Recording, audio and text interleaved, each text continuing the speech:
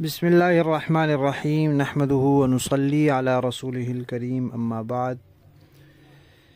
پیارے پیارے بچوں، ننھے منھے پھولو، اللہ تعالیٰ آپ سب کو ہمیشہ خوش رکھیں اور فلسطین کے مسلمانوں کو اللہ تعالیٰ آزادی نصیب فرمائے، فتح اور کامیابی نصیب فرمائے اور ان کی اللہ تعالیٰ مدد اور نصرت فرمائے۔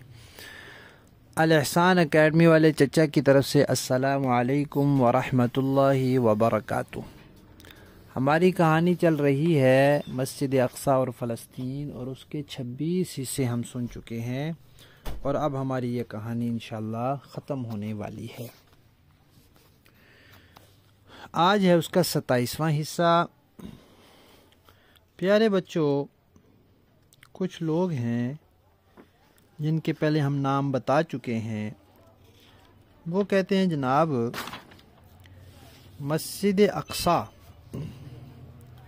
میں مسلمانوں کا حصہ صرف اتنا ہے جتنی جگہ پر حضرت عمر رضی اللہ تعالیٰ عنہ نے مسجد بنائی تھی، باقی جتنی جگہ ہے وہاں مسلمانوں کا کوئی حق نہیں ہے۔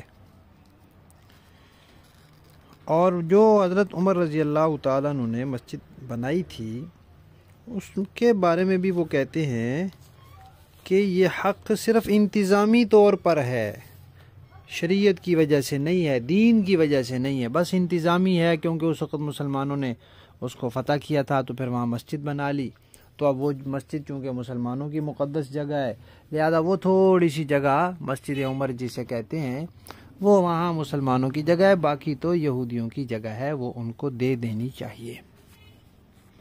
تو پیارے بچوں، ہم آپ کو کچھ دلیلیں باتیں بتاتے ہیں تاکہ اگر کوئی بندہ ایسی باتیں کرے تو پھر ہم اس کو جواب دے سکیں، یا کوئی ایسی باتیں کرے تو ہمیں پتہ ہو کہ یہ غلط بات کر رہا ہے۔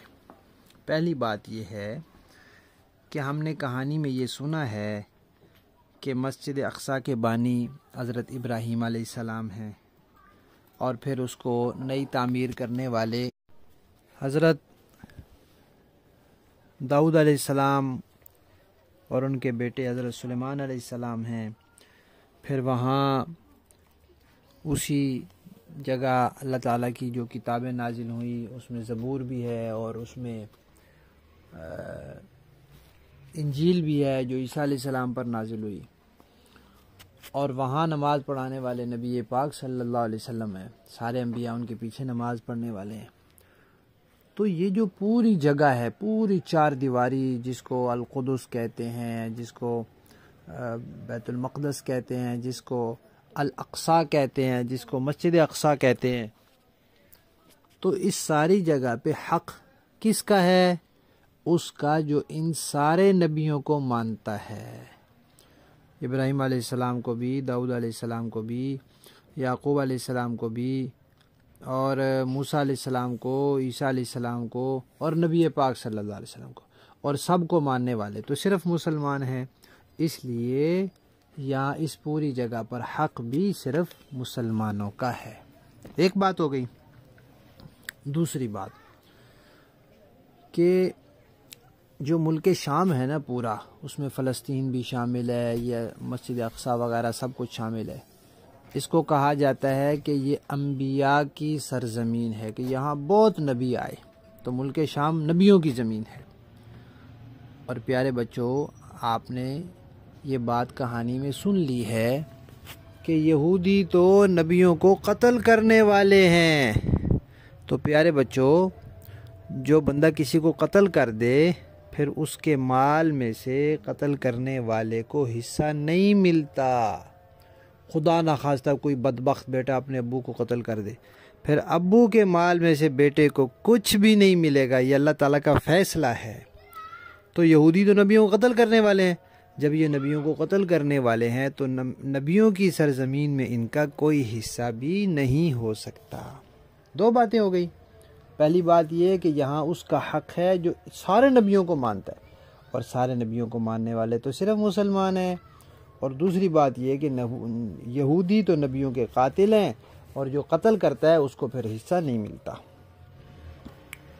اچھا جی، تیسری بات کہ یہ جگہ جو ہے یہ مسجد ہے، قرآن پاک نے اس کو مسجد اقصی کہا ہے۔ حضرت عمر رضی اللہ تعالیٰ نے جو مسجد بنائی تھی وہ تو بعد میں بنائی تھی، قرآن پاک نے پہلے ہی اس کو مسجد کہا ہے۔ تو مسجد جو ہوتی ہے اس پہ تو کسی کافر میں کا حصہ نہیں ہوتا، مسجد میں تو مسلمانوں کا حصہ ہوتا ہے۔ یہ بھی اس بات کی دلیل ہے کہ یہاں حق صرف مسلمانوں کا ہے۔ اور پیارے بچوں، چوتھی بات پتہ کیا ہے کہ وہ جگہ جس کو اللہ تعالیٰ فرماتے ہیں کہ یہ مقدس جگہ ہے، یہ عبادت کی جگہ ہے، تو عبادت جو ہوتی ہے وہ اللہ تعالیٰ کی ہوتی ہے اور اللہ تعالیٰ کے بتائے ہوئے طریقے کے مطابق ہوتی ہے۔ پہلے جب موسیٰ علیہ السلام تھے، اللہ تعالیٰ نے تورات میں عبادت کا طریقہ بتایا تھا، تو اس وقت جو عبادت تورات کے مطابق تھی وہ صحیح تھی، اور جو اس کے علاوہ تھی وہ غلط تھی، وہ عبادت نہیں تھی۔ پھر جب قرآن پاک آ گیا تو اللہ تعالیٰ نے عبادت کا طریقہ بتا دیا۔ اب جو بندہ قرآن پاک کے مطابق عقیدہ رکھتا ہے اور قرآن پاک کے مطابق عبادت کرتا ہے وہ اللہ تعالیٰ کے نزدیک عبادت ہے، کیونکہ تورات کا وقت ختم ہو گیا، انجیل کا وقت ختم ہو گیا، تو عبادت کی جو جگہ ہے وہ اس کا حق اسی کے لیے ہے جس کی عبادت اب موجودہ اللہ تعالیٰ کے حکم اور شریعت کے مطابق ہے۔ تو جو مذہب ہی ختم ہو گیا اس مذہب کا وہاں حق بھی ختم ہو گیا۔ یعنی اللہ تعالیٰ نے کہہ دیا کہ بھئی اب بس ہر کسی نے مسلمان ہونا ہے، جو مسلمان ہوگا وہ صحیح راستے پر ہوگا، جو نہیں ہوگا وہ غلط راستے پر ہوگا، تو لہذا جو مسلمان ہوگا اس کا مسجد اقصی پر حق ہوگا، جو مسلمان نہیں ہوگا اس کا کوئی حق نہیں ہوگا۔ ٹھیک ہے، یہ اب 4 دلیلیں ہو گئی ہیں، یہ آپ نے یاد رکھنی ہے۔ باقی انشاءاللہ ہم کہانی کے اگلے حصے میں سنیں گے۔ ہماری کہانی مسجد اقصی اور فلسطین کا 27واں حصہ ختم۔